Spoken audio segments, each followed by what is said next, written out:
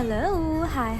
ඔන්න අද ට්‍රිප් එකකින් අපි ඔයාලව එක්කන් යන්නේ ඩවුන් සවුත් වල ලොකේට් වෙලා තියෙන ලස්සන හොටෙල් එකකට.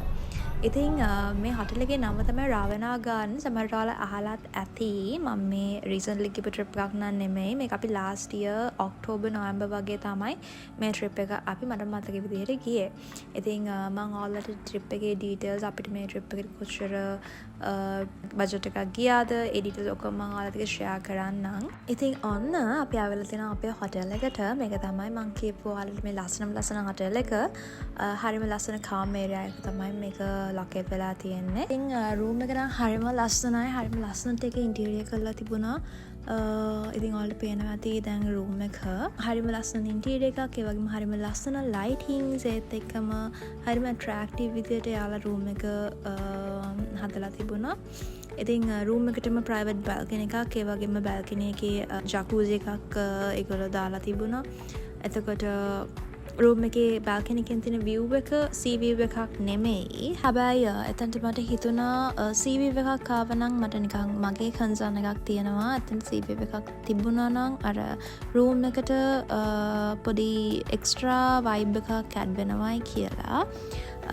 ඉතින් ඒක එතන ගාඩන් විව් එක තමයි තියෙන්නේ. මම හරි මාසයි අර ඕපන් ෂවර් ඒරියා එකට.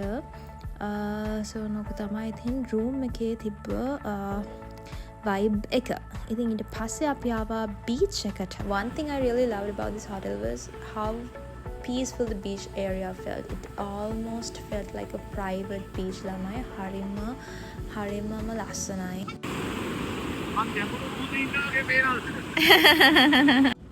පේනවා නේද? If you watch my Dikana vlog, you already know about this Jalajivia. ඉතින් ඊට පස්සේ අපි last වෙලා අපේ candle night dinner එකට ගියා. The food was so good guys and it was not buffet style and everything was served from this special menu.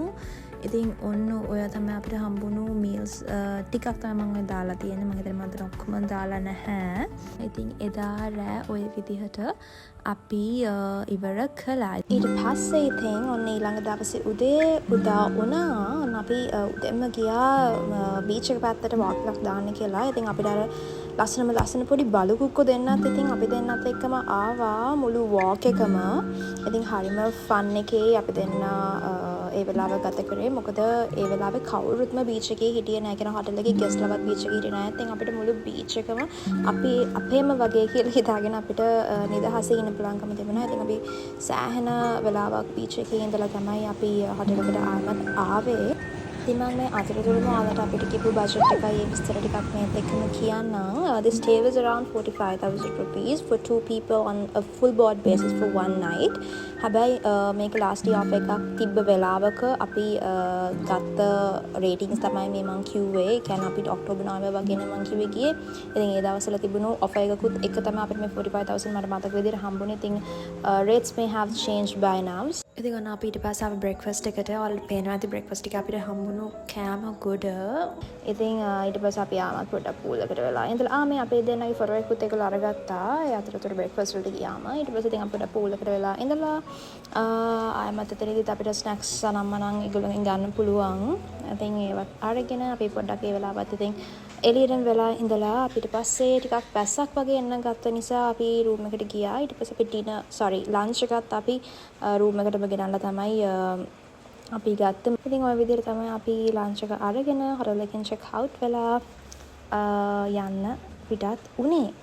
තව දෙයක් කියන්න මතක ගානේ. ඉතින් ඔන්න ඔය ෆොටෝ එක ඔයාලා ලකින්න නැති. ඉතින් මේක අපි බ්‍රෙක්ෆාස්ට් එකේදී ගත්ත ෆොටෝ එකක්. අපි දන්නෙත් නැහැ. අපි චෙක් අවුට් එකේදී මේගොල්ලෝ ඒක ලස්සනට print කරලා අපිට ලස්සන ස්වෙනි එකක් විදිහට හදලා they gave us as a memory from our stays. ඉතින් ඔන්න ඕක තමයි අද කතාව. එහෙනම් තවත් ලස්සන vlog එකක් අරන් එනකන් ගිහිල්ලා එන්නම්. හැමෝම සතුටින් පරිස්සමින් ඉන්න ඕනේ. bye bye.